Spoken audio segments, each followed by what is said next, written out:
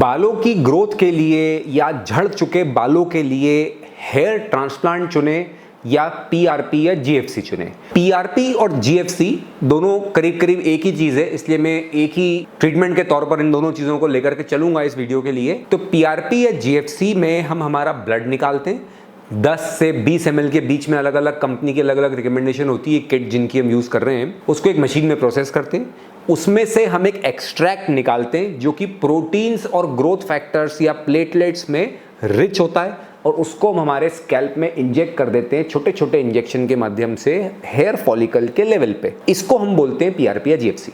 Hair transplant में हम एक सर्जिकल प्रोसेस मानते हैं इसको। पीछे से हेयर ग्राफ्ट हम सुन करके एक एक करके निकालेंगे, आगे उन हेयर ग्राफ्ट्स को हमारी मर्जी के मुताबिक हम एक एक करके लगाएंगे। तो पीआरपी जीएफसी तो सुनने में आसान लगता है, कोई भी इसके लिए तैयार हो जाता है, ज्यादा कुछ सोचने की बात नहीं है, बहुत बड़ा डिस्कस करने की बात नहीं है, घर परिवार में कोई बहुत बड़ा बजट नहीं है, कोई उसमें डाउन टाइम नहीं है, कोई ऑफिस से छुट्टी नहीं है, कोई बहुत बड़ा मंथन विचारों का पीआरपी जीएफसी में नहीं है। जबकि हेयर ट्रांसप्लांट एक ऐसा फैसला है जिसको कोई भी व्यक्ति सोच समझ के करना चाहता है, अपने घर पे बात करना चाहता है, अपने ऑफिस में बात करना चाहता है, अपने फैमिली डॉक्टर से बात करना चाहते हैं, फिर उसके बाद एक कंक्लूजन पे आते हैं कि हेयर ट्रांसप्लांट हम करें। तो इन दोनों चीजों में से क्या बेहतर है? अगर पीआरपी जीएफसी में काम हो सकता है तो वही चलने दें, या फिर हेयर ट्रांसप्लांट की जरूरत है, हेयर ट्रांसप्लांट किया जाए। क्यों किया जाए हेयर ट्रांसप्लांट, कब किया जाए? अगर आसान चीज से बात बन रही है तो फिर ऐसी क्या जरूरत है हेयर ट्रांसप्लांट की? और हेयर ट्रांसप्लांट अगर कर लिया है तो क्या उसके बाद भी पीआरपी की जरूरत है? इन सब बातों को इस वीडियो में अभी हम समझने वाले हैं।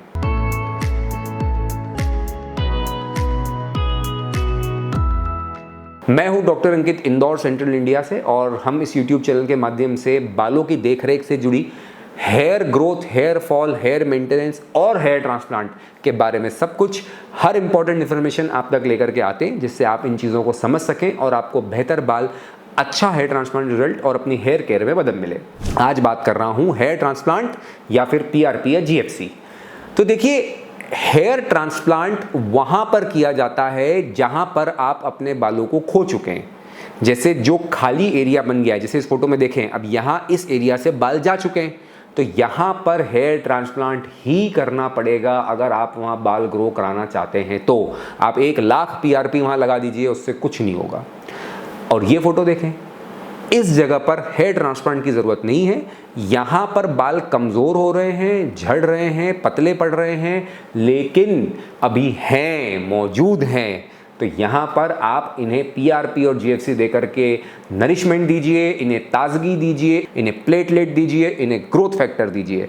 हेयर ट्रांसप्लांट की यहां पर अभी जरूरत नहीं आई है। अब सवाल ये आता है कि ये तो आपने समझ लिया कि जहां पर बाल पूरी तरह से जा चुके हैं वहां हेयर ट्रांसप्लांट करें, और जहां पर बाल बचे हैं, अभी पूरे नहीं गए हैं, वहां पर पीआरपी से भी उन्हें हम स्ट्रेंथन कर सकते हैं, मजबूत कर सकते हैं, घना कर सकते हैं। अगला क्वेश्चन ये है कि मान लीजिए इस व्यक्ति ने हेयर ट्रांसप्लांट करा लिया, अब क्या इसके बाद भी पीआरपी की जरूरत है? कि पीआरपी मैंडेटरी है, कंपलसरी है कि आपको पीआरपी करना ही पड़ेगा आपने हेयर ट्रांसप्लांट कराया है? तो इसका आंसर है फ्रेंड्स, एब्सोल्युटली नो, नहीं। अगर आपने सही तरीके से, सही टेक्निक से, सही प्लानिंग से हेयर ट्रांसप्लांट करा है और करने वाले ने किया है और आपको उसका उचित रिजल्ट मिला है, तो उसके बाद आपका ये रिजल्ट पीआरपी पे डिपेंड है, ऐसा कुछ नहीं है। अब आपको इन बालों को अगर थोड़ा और नरिशमेंट देना है तो यू आर वेलकम। पीआरपी एक बेहतर तरीका है नरिशमेंट देने का, और बहुत आसान तरीका है, बहुत क्विक तरीका है, तो आप कीजिए। आप मिनॉक्सिडिल लगाएं, आप मल्टीविटामिन लें, आप सिरम्स लगाएं, पीआरपी करें, जीएफसी करें, ये सभी बातें नरिशमेंट देंगी, पर रिजल्ट इन पे डिपेंड है, ऐसा नहीं होगा। जो बाल यहाँ से जितने गिन करके निकाले गए हैं, मान लीजिए 2500 ग्राफ्ट, 3000 ग्राफ्ट, 4000 ग्राफ्ट, वॉटेवर, वो तो यहाँ पर लगे हैं। अगर एक हम प्रैक्टिकल तौर पर देखें तो अगर 100 बाल लगाए जाते हैं तो मोर देन 95% उसमें से हेयर ग्रोथ हमें मिलती है। 2-4% हम मान सकते हैं कि बाल सर्वाइव नहीं होते हैं, तो 95% ज़्यादा हेयर ग्रोथ आपको मिलती है। वो जो हेयर ग्रोथ है वो तो रहेगी।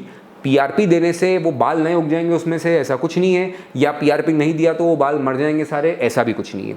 हम एडिशनल नरिशमेंट देंगे तो नो डाउट उनकी क्वालिटी बेहतर होगी। जैसे मान लीजिए कि मैं अगर प्रोटीन पाउडर लेता हूँ तो मुझे एडिशनल प्रोटीन मिलेगा, और अगर मैं नहीं लेता हूँ इसका ये मतलब नहीं है कि मैं हेल्दी नहीं हूँ, मैं फिट नहीं हूँ, या मैं जीऊँगा नहीं ज़्यादा, ऐसा कुछ नहीं है भाई। ये अपनी एडिशनल मोटिवेशन पर डिपेंड करता है। If you are ready to spend time, energy and money, अगर आप में वो श्रद्धा है, वो मोटिवेशन है कि मुझे और समय, एनर्जी, पैसा खर्च करने में संकोच नहीं है, पर जो भी बेस्ट पॉसिबल सॉल्यूशन मैं अवेल कर सकता हूँ, जो जो भी मौजूद है वो सब कुछ मैं कर देना चाहता हूँ, पर मैं अपने बाल से कॉम्प्रोमाइज़ नहीं करना चाहता, तो आप करिए पीआरपी, उसमें कोई बुराई नहीं है, कोई साइड इफेक्ट नहीं है, कोई रोकने वाला नहीं है। लेकिन इसे मजबूरी मानकर करने का मतलब नहीं है, क्योंकि इससे कुछ जादू हो जाएगा, ऐसा नहीं होने वाला है।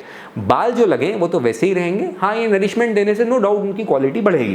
कब तक? जब तक आप ये दे रहे हैं। रिवर्सेबल होती है चीज़ें, आप मिनॉक्सिडिल लगाना छोड़ देंगे, पीआरपी करना छोड़ देंगे, तो जैसे थे बाल वापस वैसे ही स्टेट में पहुंच जाएंगे। तो मैं उम्मीद करता हूं कि आपको समझ में आया कि हेयर ट्रांसप्लांट वर्सेस पीआरपी और जीएफसी को हम कैसे समझें, क्या कॉन्सेप्ट है इन चीज़ों के पीछे, और अगर हमने हेयर ट्रांसप्लांट कराया है तो क्या पीआरपी एक कंपल्शन है या एक एडिशनल हमारे पास एक एड ऑन थेरेपी है। अगर हेयर ट्रांसप्लांट के बारे में और भी कोई बात आप समझना चाहते हैं तो आप इन नंबर्स पे बात करके समझ सकते हैं, पूछ सकते हैं। मैं सभी को बहुत अच्छा स्वास्थ्य और बहुत अच्छे बाल विश करता हूँ। धन्यवाद।